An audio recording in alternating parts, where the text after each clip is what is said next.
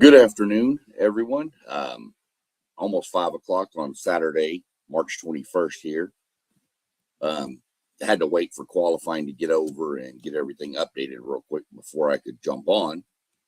So, a little bit late getting here with the Oriley's Auto Parts Series preview because it kicks off here in about 30 minutes.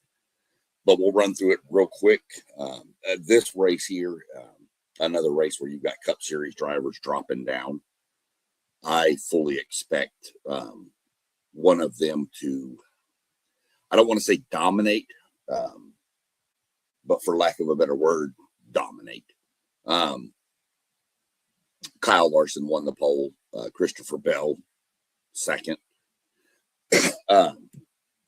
I'd look for one of those two to win this.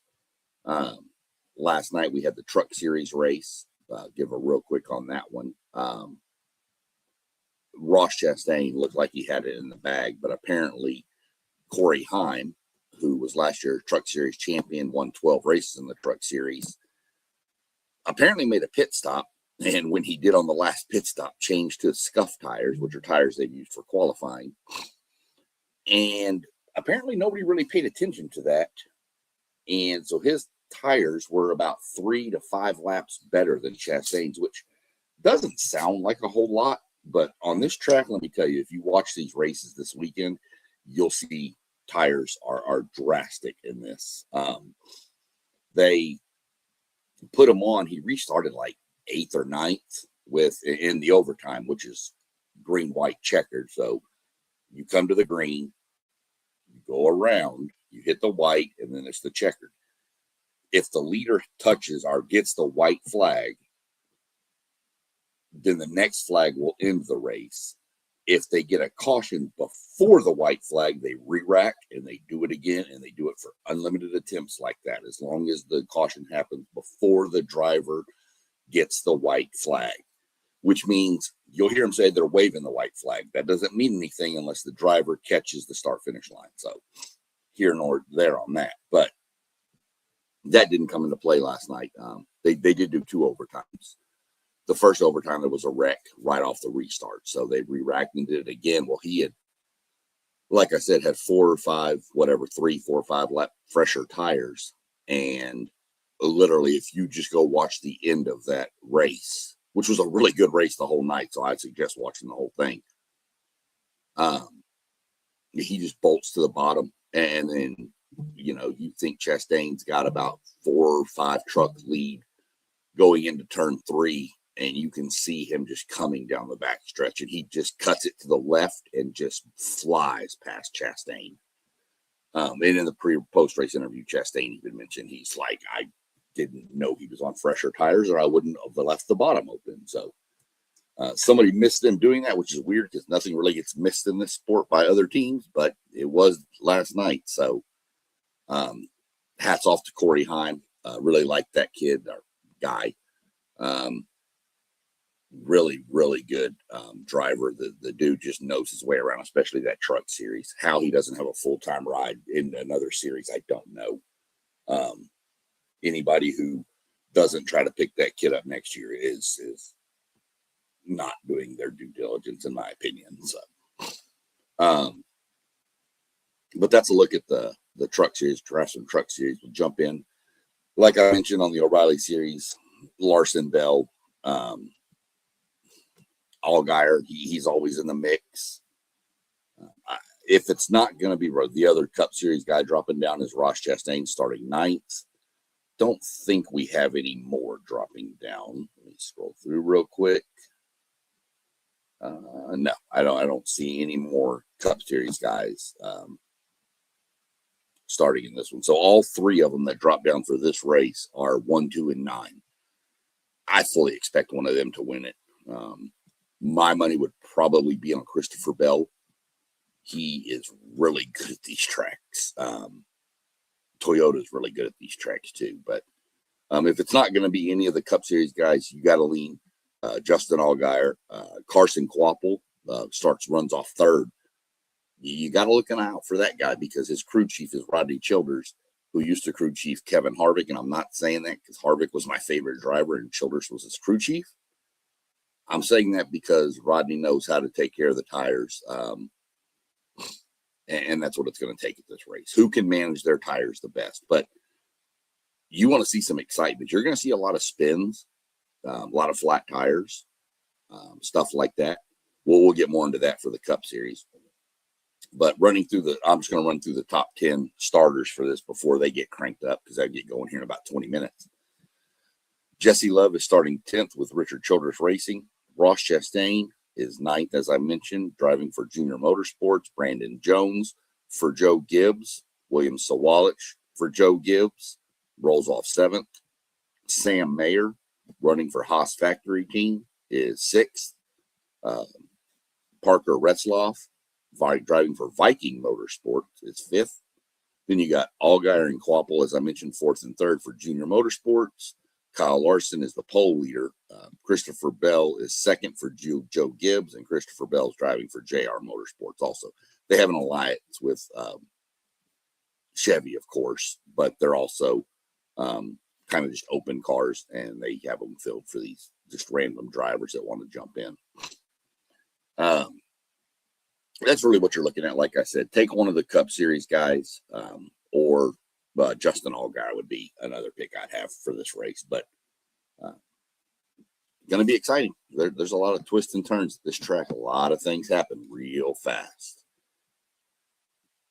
So as we take a break from that, we're going to jump in and start looking ahead to tomorrow afternoon's race over at Darlington, South Carolina.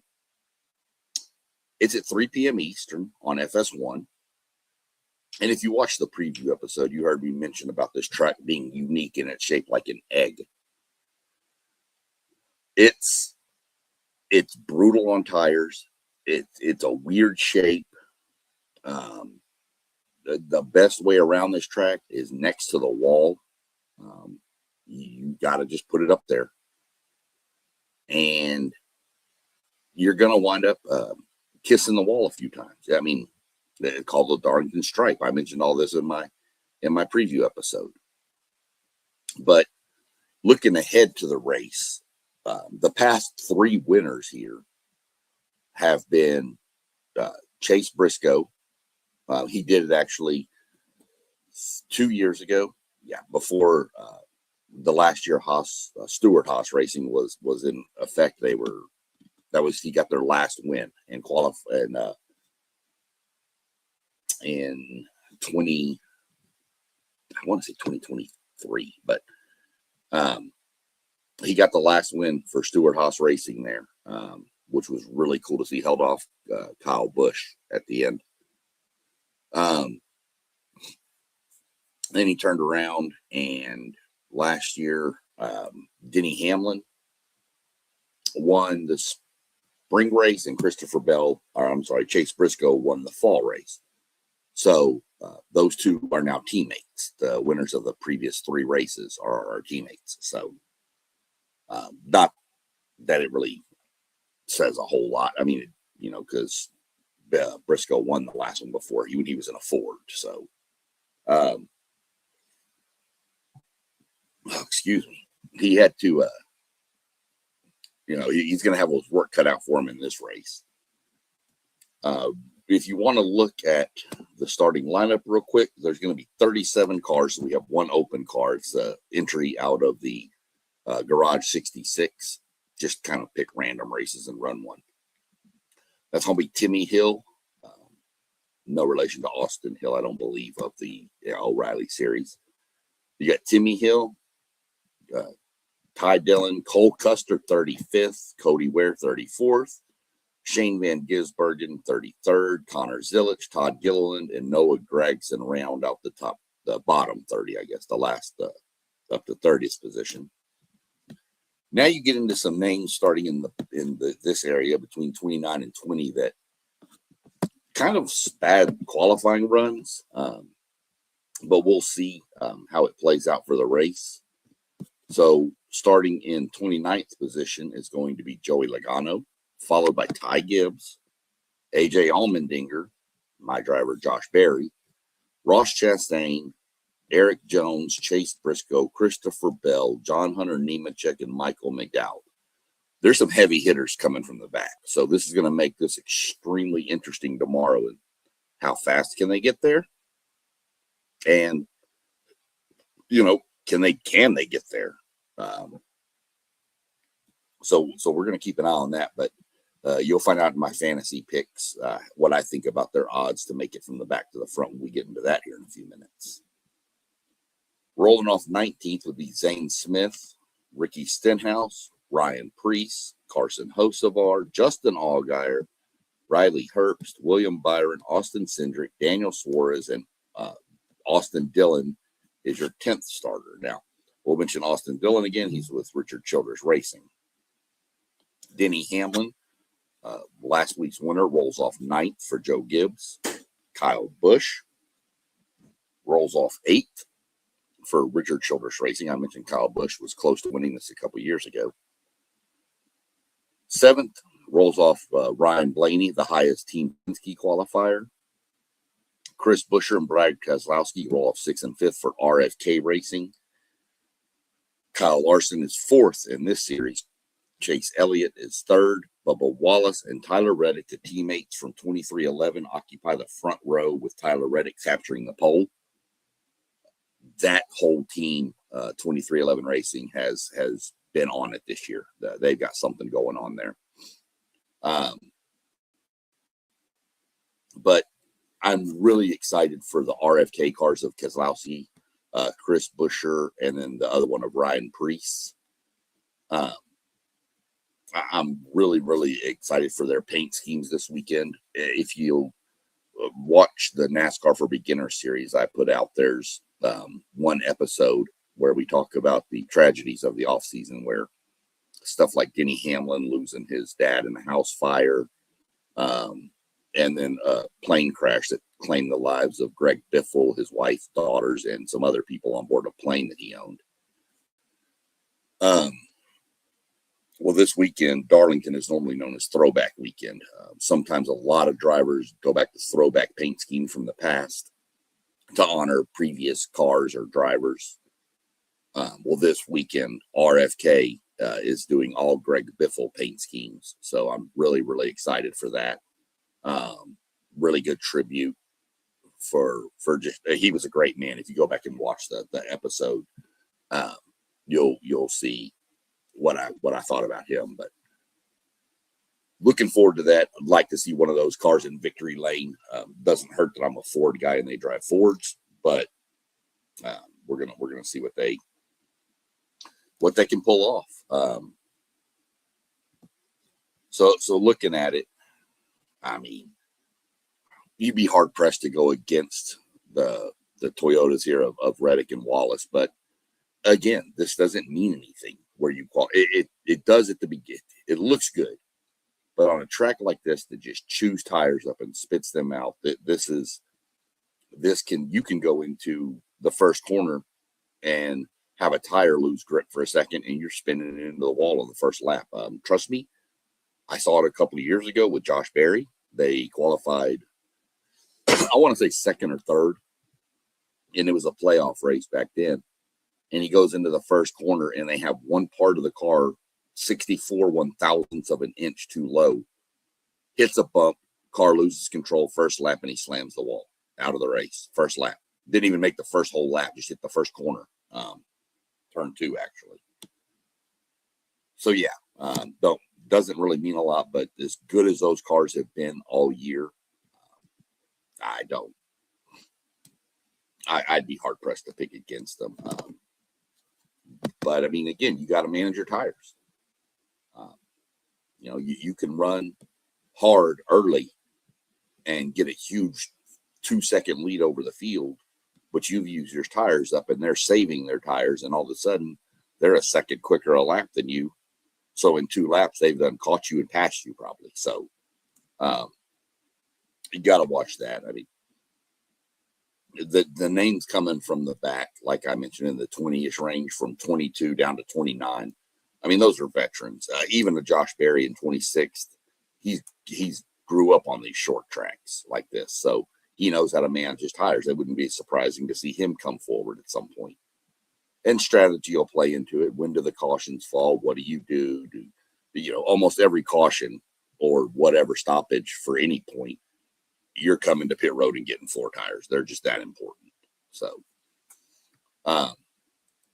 with that being said, we will go ahead and jump into our fantasy predictions.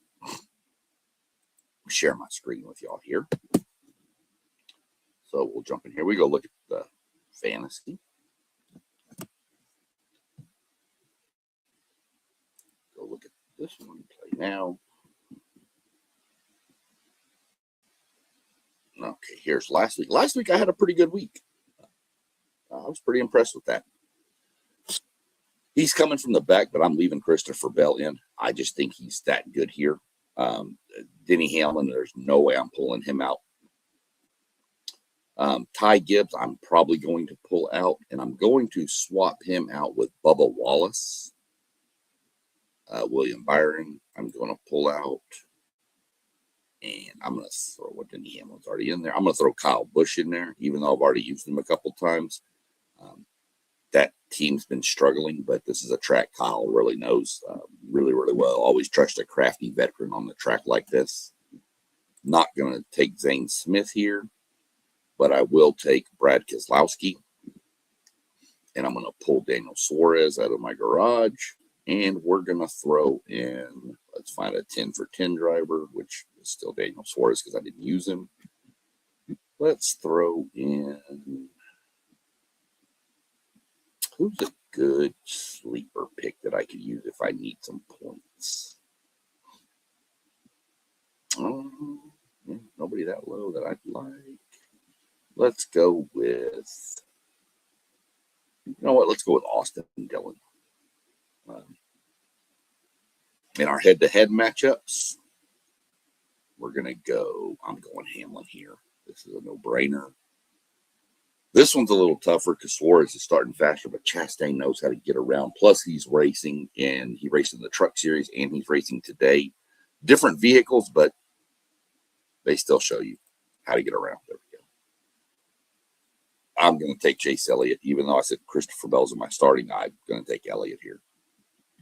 And then I'm going to take Brad Keselowski here. And then my lineup is set. So I know for sure I got 10 points for the fantasy lineup, and I can get another 4 down here. I don't even look at this, but feel free to if you're setting a fantasy team. Denny Hamlin, I mentioned Chase Briscoe won 2 of the last 3 races. I mentioned Joey Logano, just, not real good. Starting 29th also really hurts. Good odds if you want to take a flyer on somebody, if gambling is your thing, but gamble at your own risk, please. Chase Elliott is not good here, but he's starting 3rd, and I just think that he'll be fine. But Bubba Wallace is your sleeper pick, who I wind up putting in. So that's kind of where we're at with that. So that's my fantasy lineup. Let's go back over there real quick. Let's go here. We'll actually play around, and we'll go to the wrong button. We'll go edit this one real quick. My one I use for training when people want to learn more about it. So this one I don't really worry about too much. But we're going to leave Hamlin, Wallace. I'm going to pull Preece. I'm going to put Keselowski. I'm actually going to put Buscher. We'll put, who else do I have 10 for 10? Well, let's throw Austin Dillon in this one. And then in our garage, we'll throw Carson Hocevar. Why not? Like I said, this one I'm not too worried about. This is just kind of one I used to play around with for training purposes for people that want to see how to do it and go through it. So that's set. We go back to the Fantasy Hub. Go to our 36 for 36, where again, this is like a streak builder. You select one driver per race and kind of see how many points you can get. You can see I've got 80 points, 28,541, but you can fly up this ranking pretty quick because a lot of people have been using drivers like already that have won. So they can't use them anymore. So for Darlington, we're going to scroll down. And let's see, have I used... I don't think I've used Denny Hamlin yet. So we're going to go ahead and throw Denny Hamlin in there. So anybody that used Denny Hamlin last week and he won, you know, they can't use him this week, and he's really good at this track. So I'm going to go with Denny Hamlin in this one. And if you want to come over here and click on your news, you can kind of look, give you all your stuff you need to know.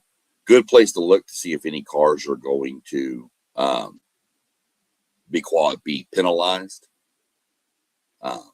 You can see right here, Carson Hocevar just scraped the wall in qualifying. So and those are things just going to help.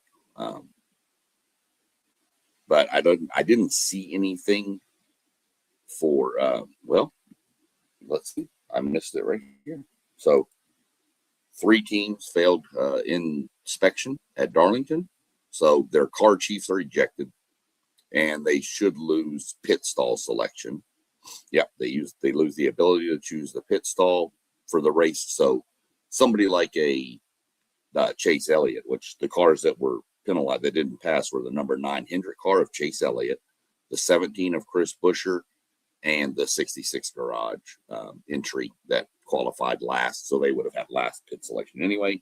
Doesn't really matter for them. But somebody like Chase Elliott, who qualified 3rd and would have picked after the 2 2311 cars, did a great pit stall for him, now has to pick 3rd to last. So he's going to have kind of whatever. That can have a huge effect in a race if you get pinned in on Darlington. And let me tell y'all, Darlington is not an easy track to get to pit road on. I'm assuming it's going to be the same rules for all series. But I know in the truck series, when you're going around turn 3, when you come off the Boeing backstretch, there's a big white spot. The walls look like candy canes, by the way. They're red and white striped. But when you get to turn 3, there's a wide area of white that says Darlington Raceway. The D and the R are capitalized. In the truck series, they were informed that they can't turn down for pit road until they get to the capital D. So that's a late turn in to get to pit road. Now, and if that's the case in the Cup series, you need to keep an eye on that. I didn't see that it was, but it doesn't mean it isn't. Because they told them they had to stay in the outside lane closest to the wall, or the next lane in from the wall, and then come to pit road in the truck series. I don't know if they're going to do that in the Cup series, because I mean, you're talking about cutting a lane and a half of traffic at full speed. If that's the case, watch pit stops, because if they're under green, it's going to be crazy. You're probably going to have cars spinning out, cars wrecking, coming to pit road, cars not realizing a guy's going to pit road and winds up running into the back of them. I've seen that happen numerous times. You'll see a lot of drivers coming down if they're coming to pit. If they are doing that same rule, you'll see a lot of hands out the window. And that's the signal to the guy behind that, hey, I'm going to be cutting left for pit road.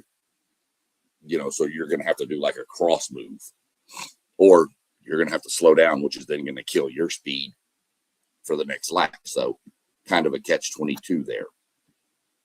But that's just kind of one thing I'm really interested to watch. That and the tire wear in this race. Darlington is a very exciting race, no matter what. It's not called the track Too Tough to Tame, the Lady in Black, and getting a Darlington. It's not called these things because it's fun and easy to drive around. It's brutal. It's hard. Get the driver. This is the track the drivers love. You've got the softer tire that they raced last year, but you've increased horsepower from 670 to 750. A lot easier to spin the tires. A lot easier to, just lose control. Lot more. That's why I think you saw some of the other cars that are really good on these kind of tracks in the back in qualifying. Is I think a lot of people just took qualifying as, look, let me get what I can, but I need to make sure I'm managing my tires. So And some of them may have done it on purpose, believe it or not, because it may come down if you go through enough sets of tires that you need to put your qualifying scuffs on. But if you didn't go as hard as other people, your qualifying scuffs are actually going to be in better shape than their qualifying scuffs. So if it came down to that and you took it easy and they didn't, you'll have just a fraction better tires, which, hey, a fraction better tires on a track like this is a big difference. I explained to y'all what 3 or 4 lap pressure tires did for Corey Heim. He drove from 9th to 1st in 3 laps. That tells you all you need to know about how important tires are. So we'll go back over here to this. Look at this screen real quick. So no other real penalties in this. We go look at our fan rewards page like we like to look at before every race just to check on, see how we're doing points wise. Oh, we're sitting with 1,800 points. So that'll at least go up. It'll go up 50 here in a few minutes when I check into the Oriley Auto Parts race. It'll go up 50 tomorrow for check-in to the Cup Series race. And it'll go up at least another 10 for the fantasy lineup being set. So you're looking at least a minimum of 110 points. And I checked in last night, so 50 points there. So 160 points in a weekend. That's pretty good stuff. See if there's anything exciting we can get with our points. I wouldn't trade them in yet, but let's see what we can get. You can put them in a sweepstakes. Let's see, not quite at the level for that yet. But look, where else can you get some nice sunglasses for 500 points? Look at that. You want a computer backpack? Tickets. Again, this is going to be like Oriley stuff.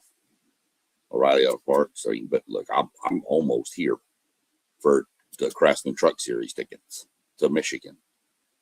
3,000 for here. You would have tickets for some of these by the time that if you had been doing this since the beginning and trying to earn every point you can, you'd be close to getting free tickets to this year in Michigan. Just one of those things, but you can get merchandise, gift cards, sweepstakes. The sweepstakes cost you 50 points per entry. So then autograph merchandise. I mean, you got all this stuff. Beach, you want a golf towel? Some socks. I mean, these are just, there's all kinds of items out here. Look, a fanny pack. Everybody loves a good fanny pack. Barbecue set, seat cushion, socks. Just stuff. I mean, and again, it's free. So a bottle opener, because every NASCAR fan needs a bottle opener. Most of them, we all drink cans. So those are for the fancy NASCAR fans that came over from Formula One. So other than that, that's just kind of what you get for your rewards and stuff. It's free. It's easy. Just takes a couple seconds. Like my wife's going to check into her. I just mentioned checking into the race and she popped on. She's already done. So, if you get into it and you get your significant other an app, if y'all enjoyed it, if you go to a race and you enjoyed it, you both get the app. You're looking at, you could get 4 tickets to a race and take a couple of friends, to a race for free. Now you may not sit together because your 2 tickets will be together and their 2, but I mean, you could be at the race together, hang out after, before, whatever, and it could be something that you turn into a yearly event. Maybe y'all like, hey, look, let's get 2 tickets to this race, and you just make it an event and travel around. So I'm really hoping that they put the Cup Series tickets back on the rewards catalog. I don't know. They're not this year yet. There haven't been any yet this year.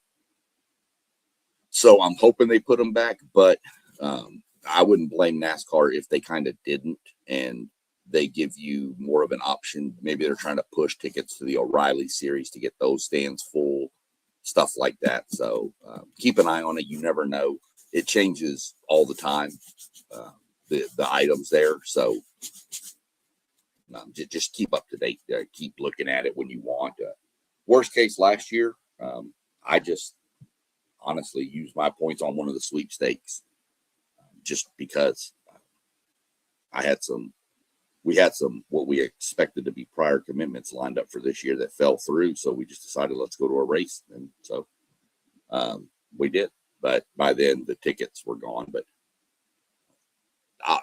we're going to the Martinsville race next weekend in Martinsville, Virginia. So anybody that watches this that's in Martinsville, Virginia, if you wanted to meet up before the race, leave a comment and we can work something out. Or tell us where to eat in Martinsville. We'll be in Charlotte Saturday before the race. My loving wife bought me a ride along in a Dodge Hellcat on the Charlotte Motor Speedway. So that's what we'll be doing Saturday. Sunday we'll drive up Saturday evening up to Martinsville. And we're going to be staying about half a mile, quarter mile from the racetrack. So we're just going to stay at our hotel and walk. But if anybody's in Martinsville, Virginia that sees this and can list me some places to eat or wants to meet up before the race and hang out and get some questions, we can go from there. Other than that, I'm going to jump off and go watch this Oriley's race and get ready for my beloved Texas A&M Aggies to play University of Houston in basketball tonight. So other than that, everybody have a good evening. Like, comment, subscribe, hit the little notification bell for all the channels scrolling at the bottom. We've got content going on all of it. We have a website, WTPSportsDudes.com. That's got info about all the hosts you'll see on these channels. We've got a Patreon page. I have a Patreon page, SEC Sean, same name as here. I'm also on TikTok under the same name. Patreon has content I upload almost daily. It's also linked to the Spotify for NASCAR talks if you search podcasts on Spotify. And there's membership levels there. Starts at the ARCA series level for $1. Don't know what happened to my screen here, but my camera went crazy. But no big deal. I turned pink for some reason. But my Patreon page has membership tier levels, and everything that I post from my ride along and some of the behind the scenes stuff in Martinsville is going to be in the paid access only.